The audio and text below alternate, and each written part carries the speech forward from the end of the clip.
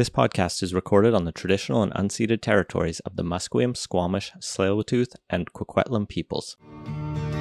British Columbia, I've seen your mountains high, seen your pretty rainbows and your blue crystal skies, watched your winding rivers as they flow around the bend. To me you're not a stranger, you'll always be a friend.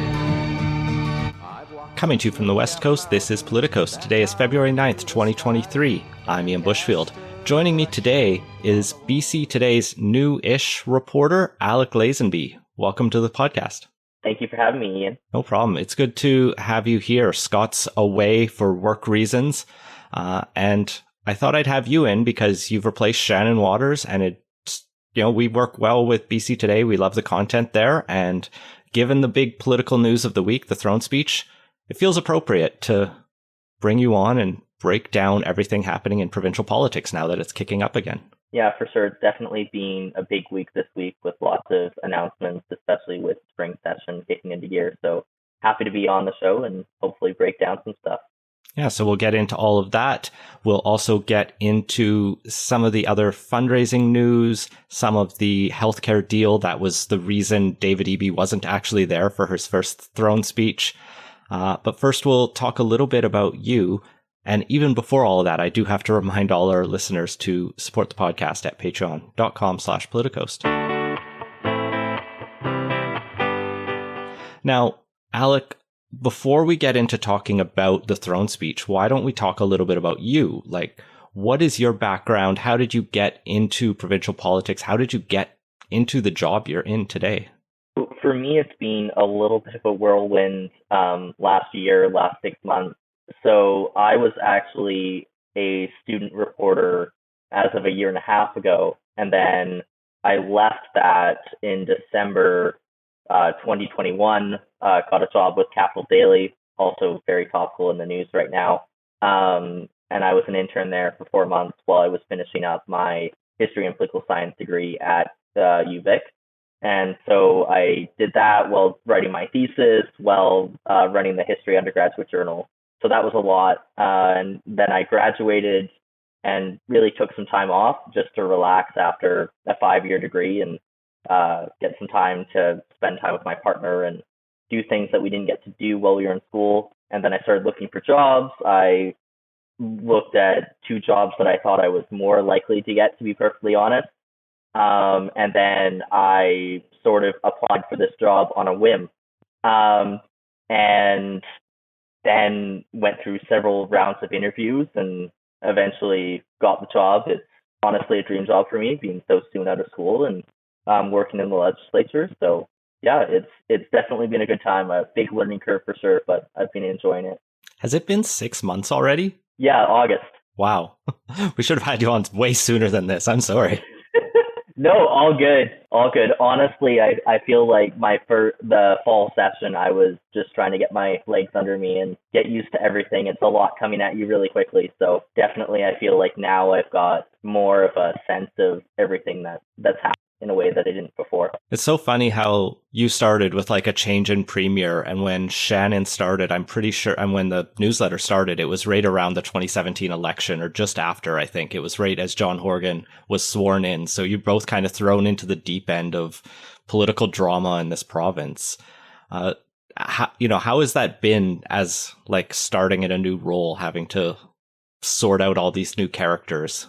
I mean, I feel like it's almost been easier in a way. I think Shannon definitely had a little bit of a rougher time having to start the newsletter, not having that built up before, and then also dealing with, the craziness of the 2017 election, the confidence and supply agreement between, the Greens and the NDP. I feel like for me, it's basically the same government. It's basically the same ministers. Obviously, we had a cabinet shuffle in December. But a lot of the key figures are the same. Eby obviously has been in government since 2013. So there's that. He's, been part of that, first in the opposition and now in government and now premier. So I feel like it's more of a continuation. Obviously, Eby's style is different from Horgan's, but it's not a complete change. Have there been any highlights or things that you've like really liked or enjoyed covering? I I like the nitty gritty things. I really enjoy delving deep into reports. I really enjoy delving into financial figures. Although the healthcare deal, which we'll talk about later, was a little painful this week. Katie DeRosa and I spent about 45 minutes to an hour going back and forth on numbers, trying to figure them out. We got there in the end, but that was definitely not a math major. So that was definitely a bit of a shift for me. But I enjoy the technical elements, which I guess is good being a political reporter. And what are you looking forward to developing or covering in the coming months and years, or as long as you end up in this role, or even just are interested in BC politics? I think the main thing that I'm interested to see is just the difference in style and maybe results, maybe not, in terms of EB and Horgan, because they're two very different people heading up the NDP government. And then you've got the wild card of Kevin Falcon coming in and trying to rebuild the BC Liberals, soon to be BC United brand. And so it's just sort of figuring out where that's going to go. I'm on the side that I don't think there is going to be a provincial election prior to the next scheduled date in 2024, but just in the lead up to that, because EB has come out of the gate with lots of announcements, but the proof will be in whether those announcements amount to actual results for people in BC. And this is just my last question before we pivot into actual politics. How has the welcome been from the rest of the press gallery and the politicians that you have to grill and cover on a daily basis? Definitely in terms of the press gallery, it's been great. I was definitely thinking that there was going to be a little bit more of a competitive element here, but I've been really thankful that for the most part, that's not been the case. Obviously, we're all digging for stories. We're all looking for different angles, different things to cover, breaking news, all of this. But we all really help each other out in a lot of ways. So if somebody doesn't get a press release, we'll forward it to each other or whatever else. And I really like that team environment, because at the end of the day, we're just trying to cover best we can. And honestly, if we work together, we can create better stories, hold the government to account better than we were if we were all at each other's throats in the ways that I've heard some other provinces are. So it's been really refreshing, to be perfectly honest.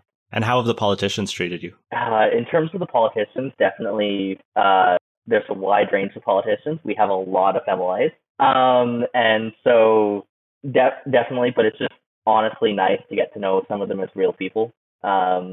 And I know we'll be talking about Selena Robinson later, and people.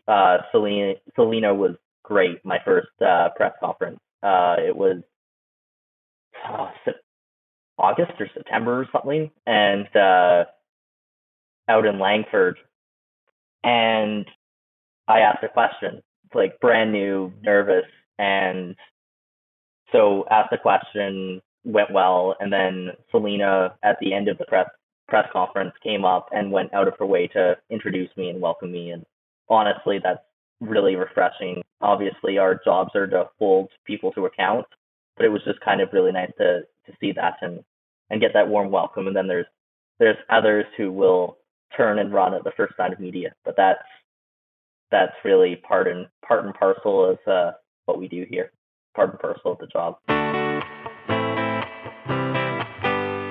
Great. Well, I think that's a great point to pivot and talk about Selena Robinson just very briefly. I mean, the big news she announced this week is that her cancer is back. And so, I think everyone's got her in their thoughts and is wishing her well. I've seen a lot of praise from her over the past few weeks, even before this announcement, she lost the high profile cabinet portfolio of the finance ministry, but is still, I think, pretty widely respected. So everyone's hoping she beats it. For sure. And I think, honestly, say what you will about her as an MLA, obviously there's a lot of different opinions on that, her as well. But she is easily one of the nicest people that I've met in the legislature. And so You saw that in the response that all sides of the aisle had in wishing her well after she got her diagnosis. And some liberal MLAs are even talking about joining her on her bicycle trip this summer to raise money for cancer research, which is nice to see. Absolutely. And not cancer news because he's cancer free, he announced today, but John Horgan also had some big news today as he announced he is retiring. He's going to step down as an MLA in March, but he did a big speech this afternoon in the legislature, basically bidding adieu to the chamber. Although, as you mentioned to me just before the pod, he's not allowed to say in the chamber that he was retiring. So it was a little bit weird watching this speech that was clearly retirement speech, but he did not say, and I'm quitting. For sure. And definitely that was just the way the legislature works, the way the rules work. He couldn't say flat out that he was quitting until he came and spoke to media after he left the chamber. But it was definitely interesting to see him in the chamber again, added some color to the proceedings. I know for sure that everyone was listening and amused at certain points, especially when he said that Public Safety Minister Mike Farnworth had been in the legislature since before the time of electricity. That was a good point. It was a 30-minute speech that rambled on at times, that was hard to follow at times, but that's pure Horgan, right? Like, he just goes off the cuff. He had these notes that you could see from the press gallery, like the press viewing area, that it looked like he had written in Sharpie. And he had probably about 20 or 30 pages of notes in big font, big Sharpie font that he read from as he was doing his speech. And he covered everything from his time in grade 1 as the King of Hearts, his first political position, he said, and all the way to, being back in private life, which he is admittedly spent most of his time taking care of his wife, Ellie, who broke her leg actually soon after he left the premier's office. And so he was joking that he still sees the issues with supply chains because he's looking for icing sugar and can't find any. And then, Kevin Falcon wasn't in the House today, but Todd Stone, Liberal House leader, gave a good speech praising Horgan. So did Premier Eby. And so did Sonia Furstenau, joking that if Horgan had become a page when he had the opportunity in 8th grade, then maybe Ellie would have been premier. So it was definitely a lighthearted affair in a place that doesn't have too many of those. So it was nice to see. Yeah, it was quite the touching moment, and it was pure like John Horgan, aw shucks, dad moments, and joking about his more aggressive days, but how much he appreciated getting along with everyone. So a return to private life is probably something he's really looking forward to. He mentioned how long he's been in the legislature, both as, a politician and as a staffer before that, and it's been decades. So retirement sounds nice. Definitely. Although he hasn't ruled out that if Prime Minister Trudeau comes at him with an appointment offer, he's left himself very open to accept that. But besides, he says he's done with politics. He's also left himself open to working for the Canucks too, I think he said. Yes, Francesco Aquilini, if you're listening to this, John Horgan is always ready to join the organization. I'm sure he can bring some tools to the table. Well, let's get into the substantive political comment. This week, the throne speech kicked off the session at the start of the week. This is David Eby's first throne speech as premier, although, as I mentioned off the top, he was in Ottawa because the Liberals chose that date. Unfortunately for BC, to have their big First Minister's meeting that he absolutely could not miss. And so a little awkward when the Premier's not in the House for that speech, but the Premier doesn't give it. The Lieutenant Governor does. So no a foul there. Throne speeches are always so painful to listen to for me. Like, I've read through a number now, and increasingly they're just like platitudes and backpatting about how great they have done as government, or, whether new or old. and just like some vague allusions to things that might be done. So, Alec, what are the vague allusions we're looking at over the next year? So, first of all, I just want to say something about Evie not being there for the speech. It's kind of funny because he was in Ottawa the 1st and 2nd of February meeting with Trudeau, and then had to fly back there for the meetings on the 6th and the 7th. His staff were not happy with that.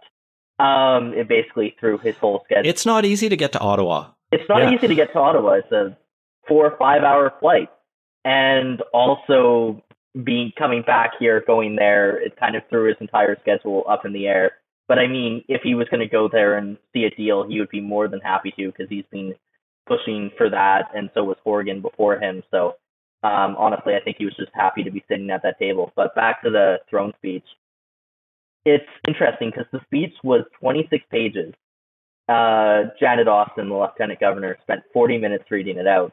And yet there was probably only about half a page of actual policy pronouncements or promises of things that they were going to do. Much of it was rehashing, past rebates, past action on healthcare, climate change, cost of living. So a lot of it was rehashing what the government has done since they came into office in 2017. So there were some interesting elements, which I don't know if we want to dig into a little further. Yeah.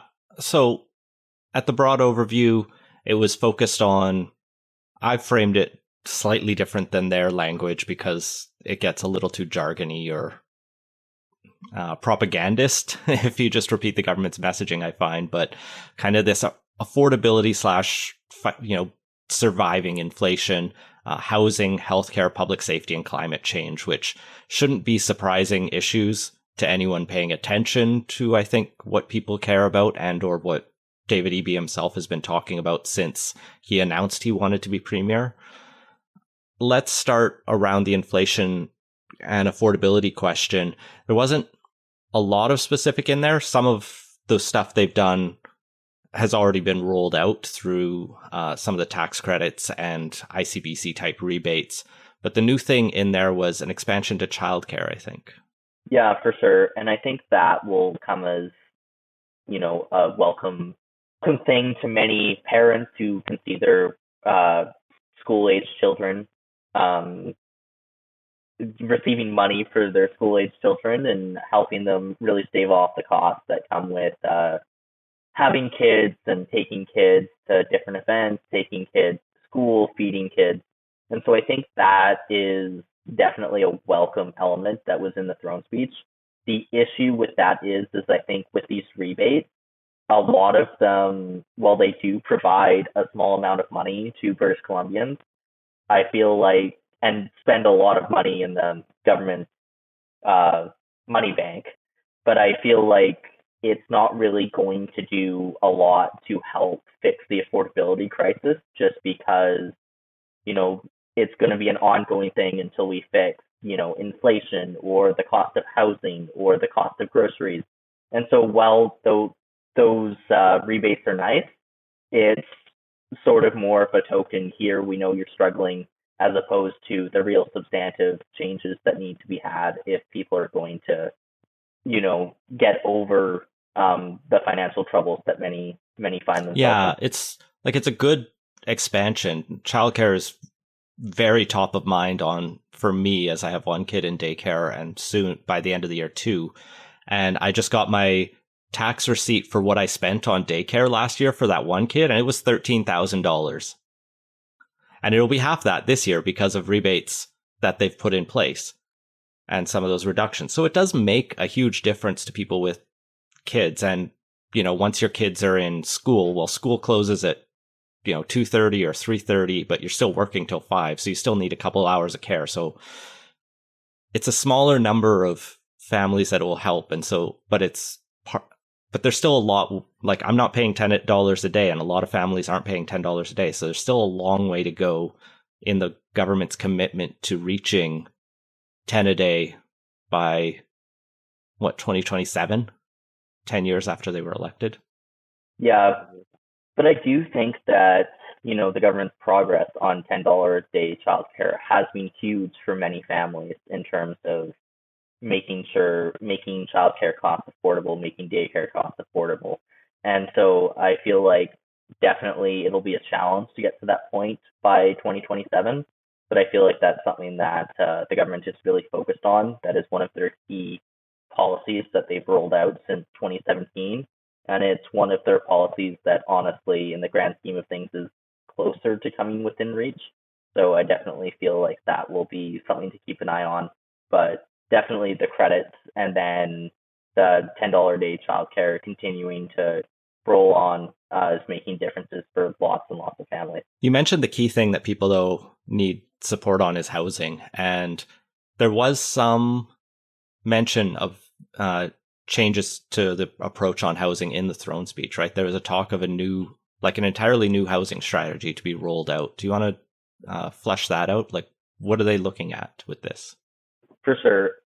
To be honest, they've been very vague in the details. I imagine we're going to get more details of that as the spring session rolls along, but they promised to refresh housing strategy as part of their plan to get more houses built, to get middle class houses, housing, to get supportive housing. And so I feel like EB with the new housing ministry, with the $500 million spent on allowing co-ops and nonprofit housing organizations to buy up already established rental buildings, with plans to legalize secondary suites, the Housing Supply Act, which is basically going to be a hammer on municipalities that don't want, for whatever reason, to keep up with the housing supply needs that they have. I feel like he's trying to build a variety of measures that really will help those houses come online. The issue is it coming fast enough? And seeing vacancy rates of 0.9% in Vancouver, 1.5% in Victoria, especially in the large urban areas of the province, it's not coming fast enough. And housing prices, while they have started to fall because of rising interest rates, they're still way too expensive for many British Columbians, and that's going to be the challenge: is will these measures actually bring down the cost of housing? And I feel like, well, these measures will help in a lot of different areas. The key is going to be bringing down prices and certainly bringing up supply. Yeah, one of the things it looks like they're interested in, if I'm reading between the lines and in some of the stuff you had in the newsletter from Ravi Kahlon, the House Leader and Housing Minister, is this focus on transit-oriented housing or housing near transit hubs, and possibly taking a big chunk of the $4 billion surplus that's left to be spent, as far as I can tell, and maybe putting a big chunk of that into just building TransLink supported housing, as they now have that authority to do. For sure. And that's definitely, I think, going to make a difference if they do get that online, because just reducing costs in terms of transit, in terms of being able to walk to the grocery store as opposed to driving, maybe even busing to the grocery store instead of driving, or taking more costly forms of transport. And I feel like that will help a lot. But the issue is still, no matter where you put it, you need supply. A lot of smaller communities are struggling with housing supply as well. And so that is also causing issues in healthcare, where you don't really have the space for more healthcare workers to move up there. They don't have the housing, they don't have the childcare, they don't have the services that really you need to build up that community. And so that will be definitely something to look out for. Another thing that I want to mention is the housing minister has also talked about tying housing funding and immigration funding and immigration levels to housing supply, to really make sure that we're not bringing in more immigrants than we can adequately house. The issue with that is also that we need so many immigrants to build up our job space because, with a stagnant population growth in terms of birth rates, we'll need, and lots of retirements, the baby boomer generation is starting to finally, move out of the workforce. And so that opens up a lot of jobs and a lot of jobs that need to be filled, especially in a jobs market that is already having issues with filling slots. And so that will be a challenge over the coming years, that need for immigration, but at the same time, making sure that we have the housing and services needed to make sure those immigrants have a good time of it here in BC. Editor Jesse Woodward here. Alec lost his connection, and when he was reconnected, there was a significant shift in audio quality that I unfortunately couldn't do much about. But he sounds better, so enjoy. Well, and another big focus of the throne speech, building off of that, is healthcare. What are we looking at to fix the many crises affecting our public health system? So that's a big question with not an easy answer. Definitely in terms of cancer care, which was a huge focus in the throne speech. It's about opening up, specialists for seeing patients. It's about reducing wait times that have built up over the course of the pandemic, like it is with surgeries. And that's not going to be an easy fix, for sure. And that's the problems that affect the healthcare system as a whole. Is just the healthcare system has been deteriorating for years, and then the pandemic really came around and walloped it in a big way. And so that's going to be a huge issue for Health Minister Adrian Dix and Premier David Eby as we continue on. And it's going to be interesting to see what their answers are, because there isn't an easy one. Obviously, we'll talk about the healthcare funding proposal from the federal government moving on in this episode.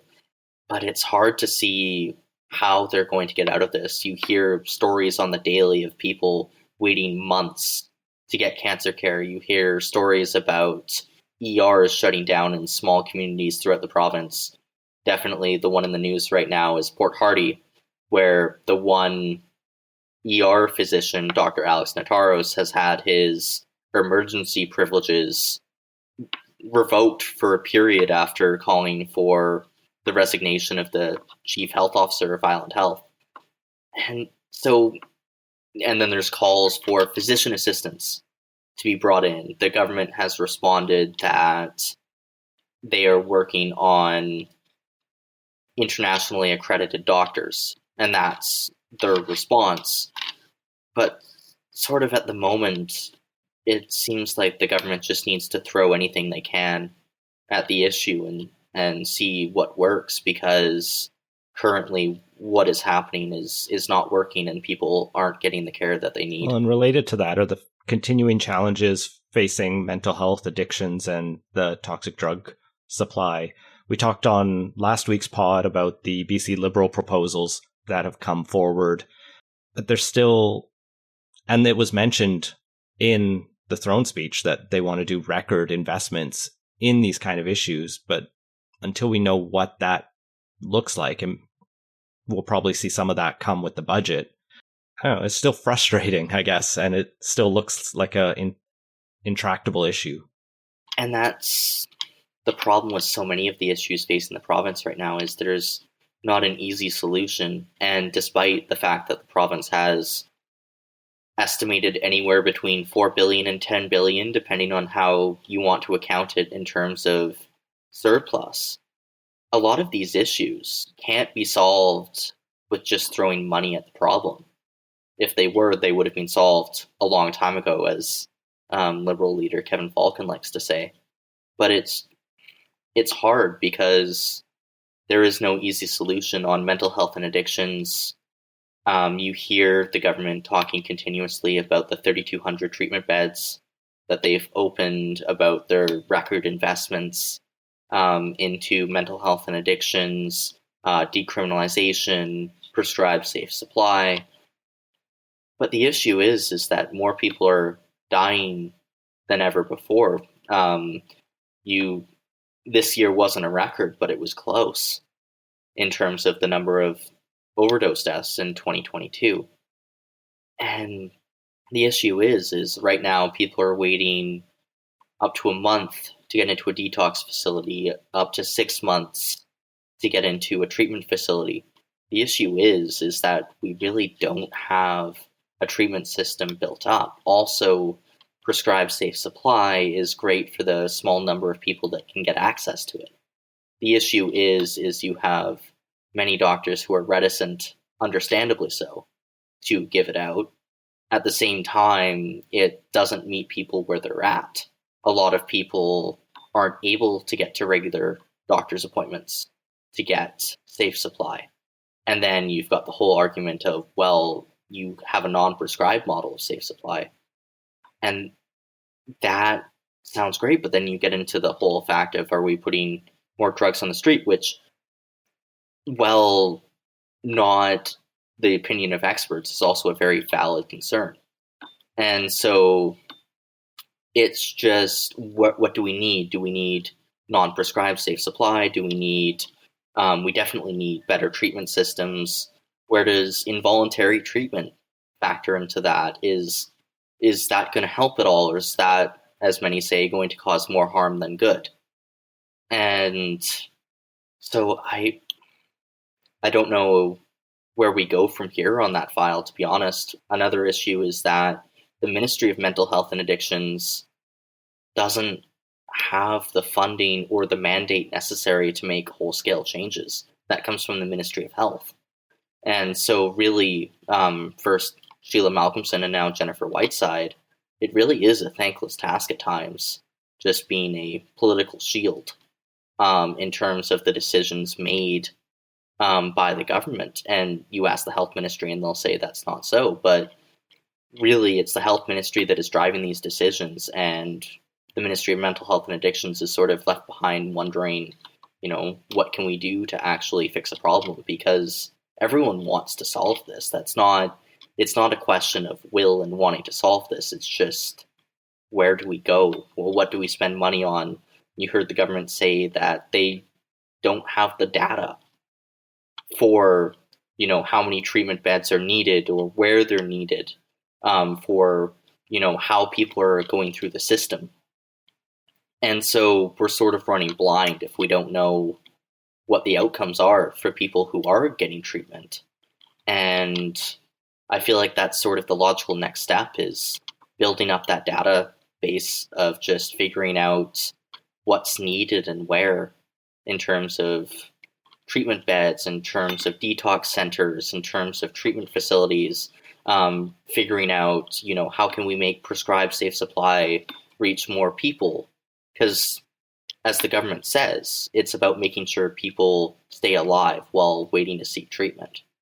And that's awesome, but we need to make sure that it's helping as many people as it can and getting them off the toxic drug supply. There's a couple other things mentioned in the throne speech that the government also wanted to touch on. There weren't a lot of specifics in here on public safety and continuing to move forward on that, and climate change.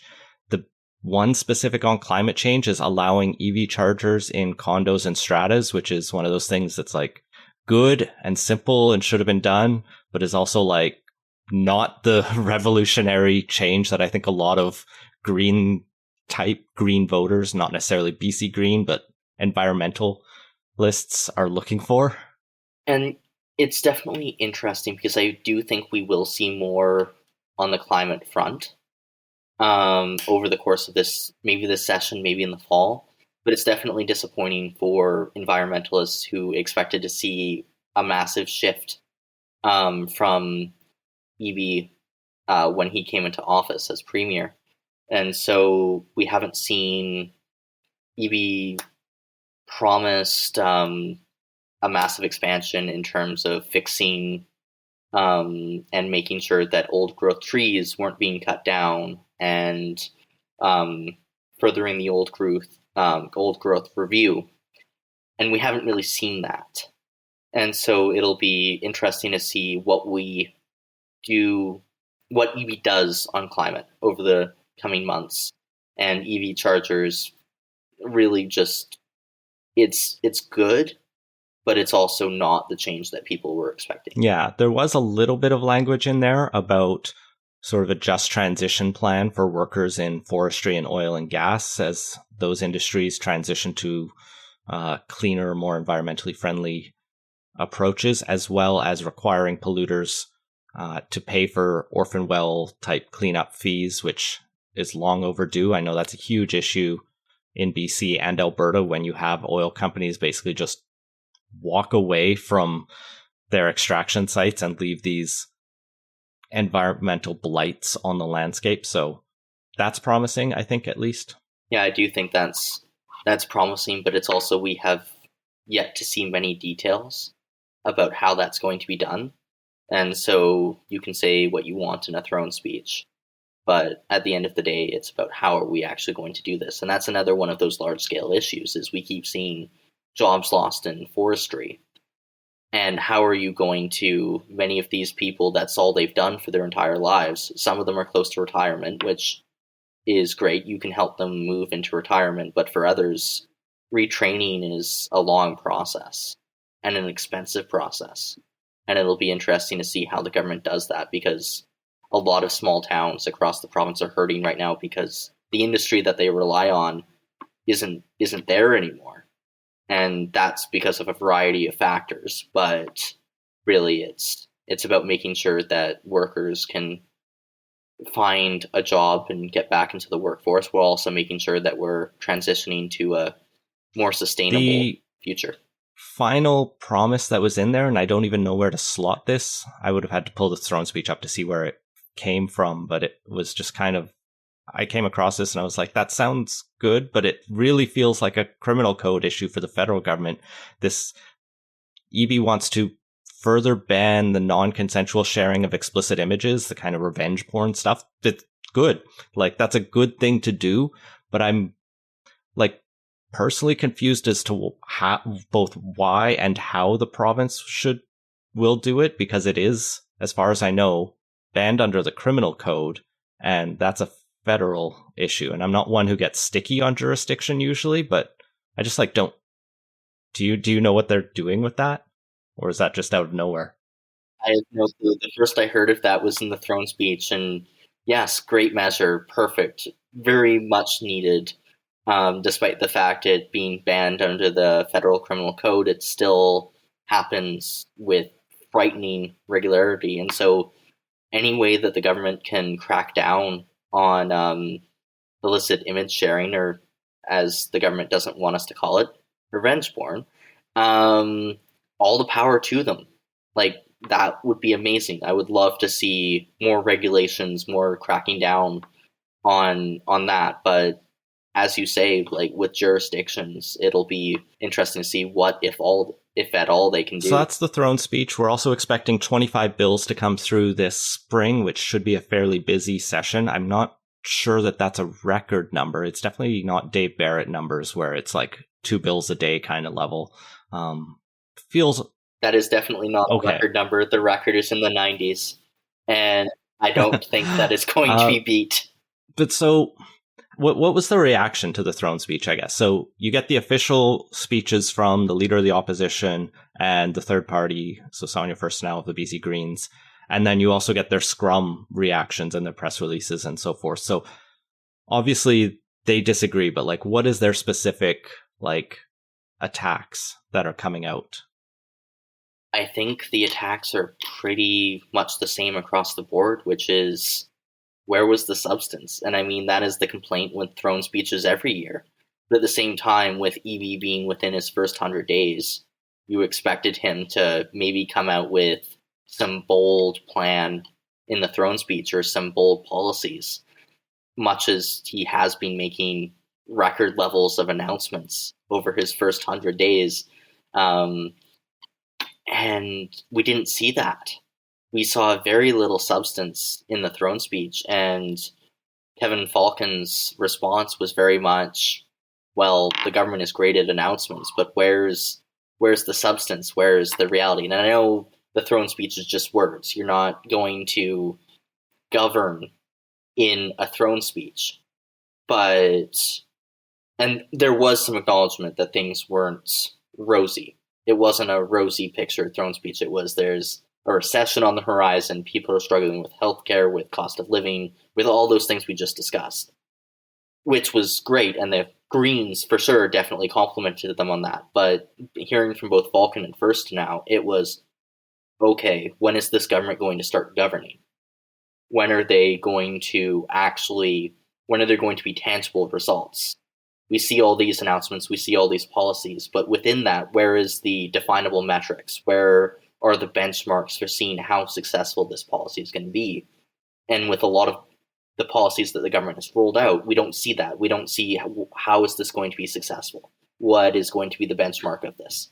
And so definitely from both opposition parties, that was the subject of conversation, which was, when is the government going to actually start governing instead of just spending time? From my perspective, what those critiques draw out is that this isn't a pre-election throne speech. Like, there's no shortage of internet chatter and commentariat who are like desperate for a spring election, or to believe that the NDP are about to like go to the polls and use like John Horgan's imminent retirement as just part and parcel of that. But I feel like if you're going to go to a snap election, you want to have some candy, for lack of a better term, in your throne speech. Like, where are the specific promises that get people excited?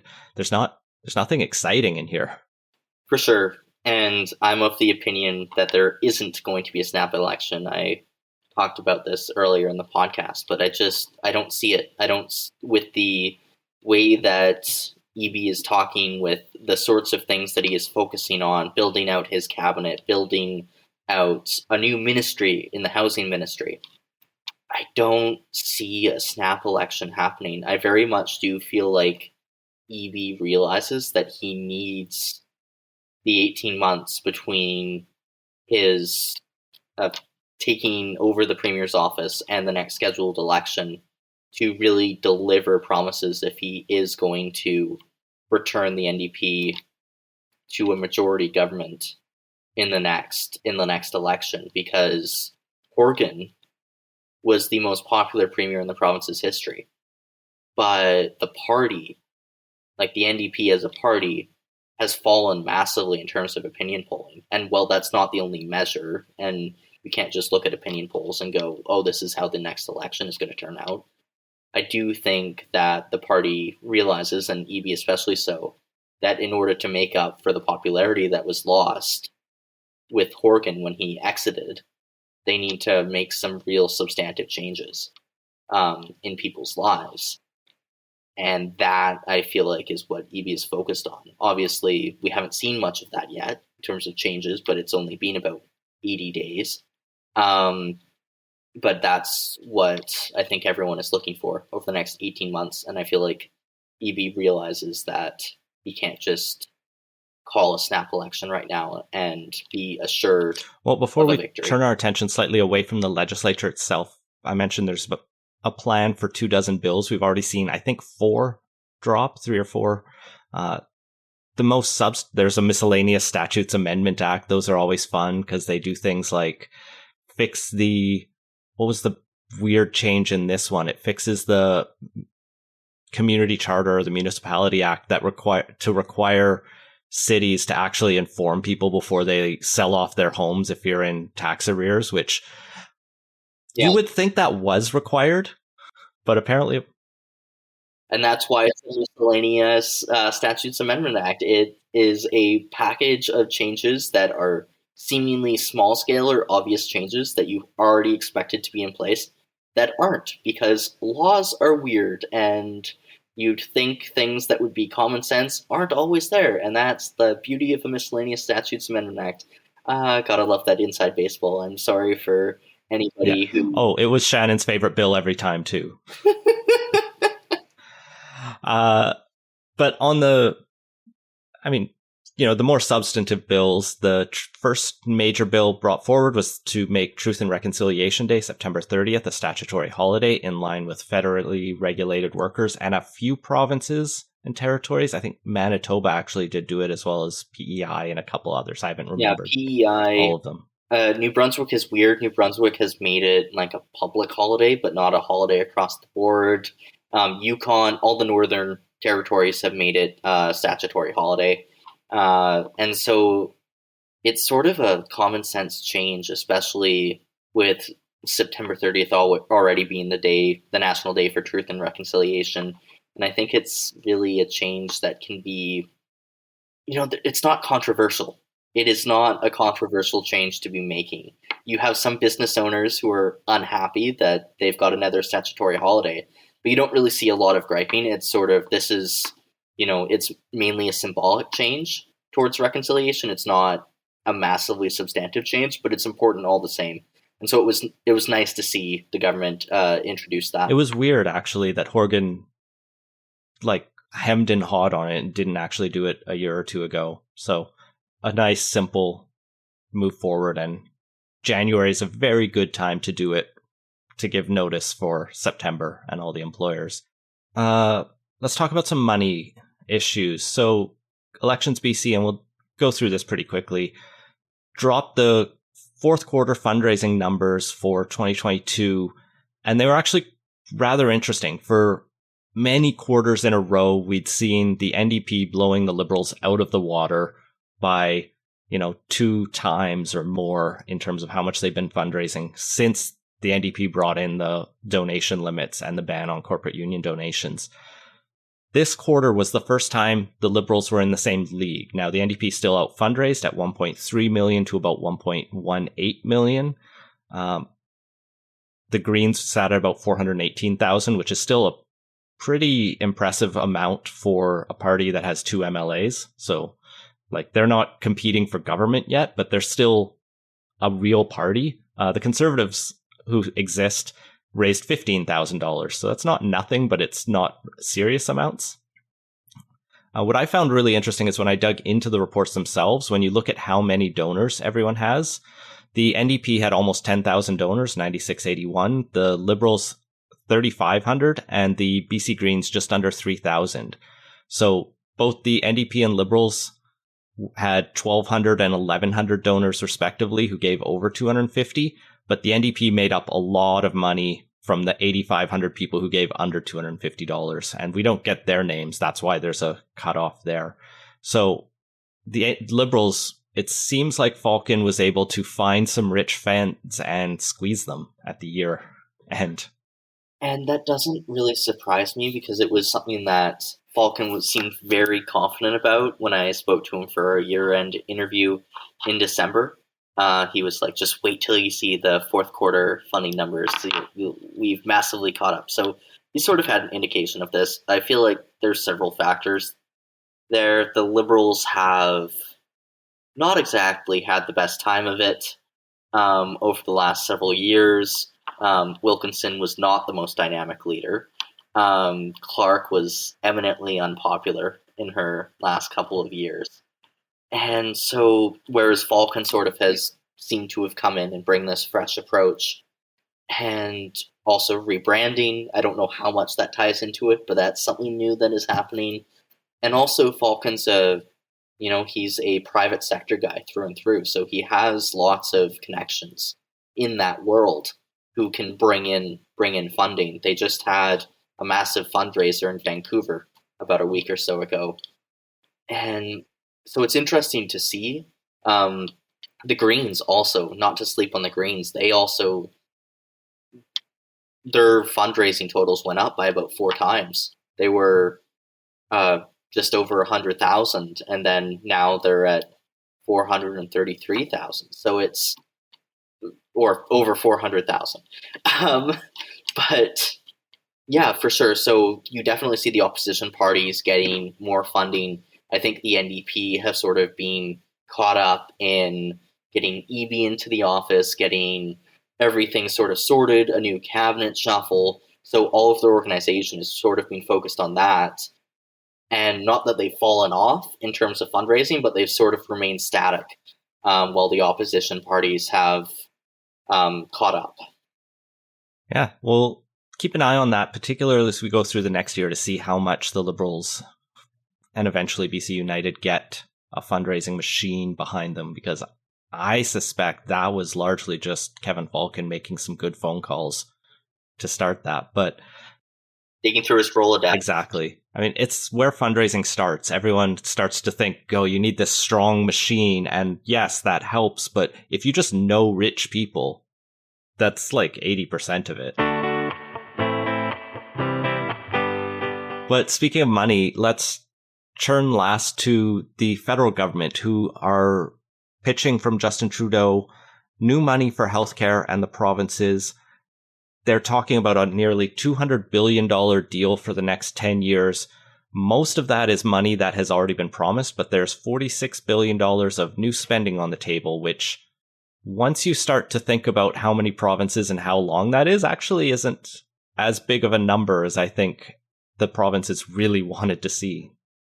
Yeah, it averages out to about, so for BC, it averages out to about $600 million a year, $6 billion over the next 10 years. And so it's nowhere near the $4 billion or more that the province was hoping for to have added on an annual basis. And so it'll be interesting to see whether the government accepts this. Eby was definitely disappointed.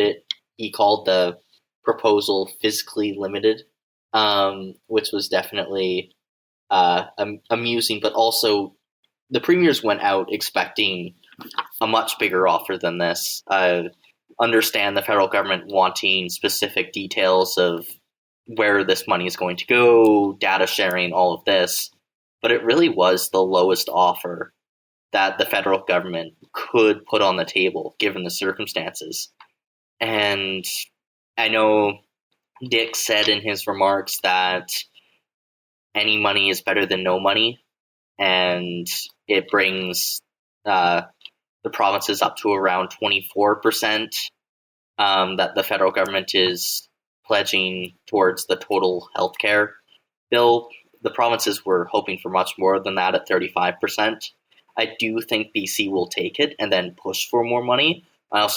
It'll also be interesting to see what's included in the bilateral agreements, because it likely will be like childcare, in which there's going to be 13 separate agreements as opposed to one master agreement.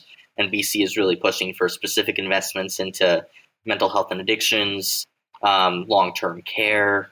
And so it's really those side deals that I think will be definitive in terms of how happy the province is with this deal. In terms of the baseline, they're not very happy, but they can accept it if they get those other items addressed that they want in the bilateral deals. Yeah, I remember seeing some commentary on Trudeau's offer, and it flagged, and I don't have this in front of me, but it flagged that Erin O'Toole was offering more in the last federal election from the Conservative Party, which says a lot. But I think Trudeau's style is, as you're talking about, to like one-on-one divide and conquer.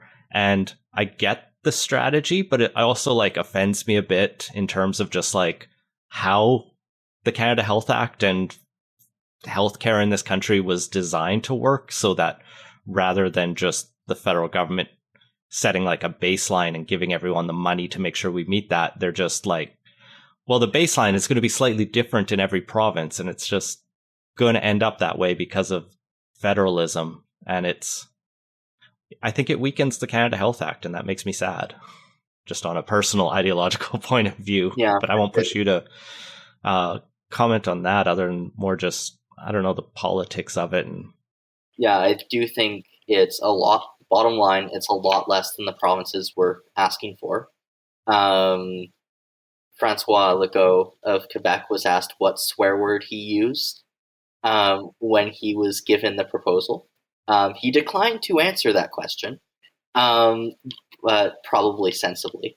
But it is an issue because provinces across the country are dealing with huge healthcare problems. It's not just a BC issue as much as we talk about the healthcare issue in BC. It's across the country. And yes, it's not going to be solved simply by more money, but more money can be used, if used correctly, to fix some of the issues happening in the provinces. And I don't believe the federal government came to the table with a proposal that will address that. And yeah, we'll have to see how it goes moving forwards. It was originally supposed to be tomorrow, Friday, that the premiers were supposed to meet virtually to consider the federal government's offer, but I'm now hearing that it's going to actually happen on Monday, which makes sense given that EB is going from Victoria to Surrey to Chilliwack tomorrow. So he's got a busy day ahead of him, and it makes sense that it's being moved to Monday, but interesting to see what. Yeah, the whole back and forth is going to be tough for the next few months. I know Alberta's going to an election soon as well, and I'm not even paying attention to what's going on further east than that, but this back and forth will definitely be something we'll watch over the coming weeks, and it's important for all Canadians that we get something that helps everyone. And obviously this isn't me trying to let the provinces off the hook for their own management issues or refusal to spend what they need to spend, but it's how the country works in this slapstick federalist way where everyone pitches in and everyone tries to not do their job. So here we are, still fighting over the same pennies. For sure. And I think we'll end it there, Alec. It was great talking to you today. Maybe can you tell listeners where they can find you, where they can subscribe to BC Today, all of the usual plugs? For sure. So happy to plug my daily newsletter of everything BC politics, which is British Columbia Today. Usually shortened to BC Today. No, we are not the CBC podcast. We are different. We provide long-form newsletter for people in terms of everything that happens in BC politics in a day, everything from government announcements, where is government funding going, to the top story of the day, and what is the Premier doing on any given day. So definitely check us out there. And then for me personally, my Twitter account is always open at Lazenby Alec. And yeah, that's where you can find me outside of my professional little bubble. So yeah, go to britishcolumbiatoday.ca and you'll get right on that newsletter and see the latest. It does cost money, but you can get some free articles on the website, and I think we used to have a promo code, but you can get a free trial there. So go sign up for Alec's free trial at britishcolumbiatoday.ca. Thanks again for joining us. And that has been Playtoast. Find links to everything we talked about at playtoast.ca. Support the show and get access to our Slack channel at patreon.com/playtoast. Our intro music credit is Beautiful British Columbia by Serge Plotnikoff. Playtoast is a production of Legend Boot Media, and editing services are provided by CHLY 101.7 FM in Nanaimo. Thanks for listening.